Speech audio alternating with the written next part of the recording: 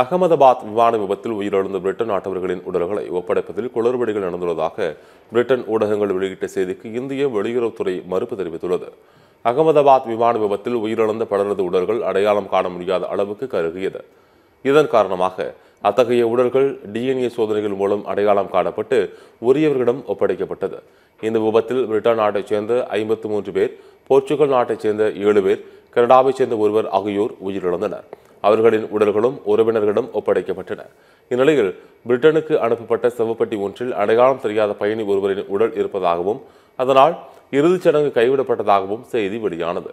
ஒரே சவப்பெட்டியில் ஒன்றுக்கும் மேற்பட்ட உடல் பாகங்கள் இருப்பதாக மற்றொரு குடும்பம் புகார் தெரிவித்திருந்தது. இந்நிலையில் மத்திய வெளியுறவுத்துறை செய்தி தொடர்பாளர் ரவீந்திர ஜெய்ஸ்வால் வெளியிட்டுள்ள எக்ஸ் பதிவில், துயரமான விமான விபத்தை தொடர்ந்து நிறுவப்பட்ட நெறிமுறைகள் மற்றும் தொழில்நுட்பங்களின் அடிப்படையில் உயிரிழந்தவர்களின் உடல்களை அதிகாரிகள் அடையாளம் கண்டுள்ளனர் என்று கூறியுள்ளார். உயிரிழந்தவர்களின் அனைத்து உடல்களும் மிகுந்த தொழில்நுட்பத்துறையுடன் கண்ணியத்துடனும் உரிய மரியாதையுடனும் கையாளப்பட்டதாகவும் மத்திய வெளியுறவுத்துறை செய்தி தொடர்பாளர் ரவீந்திர ஜெய்ஸ்வால் கூறியுள்ளார்.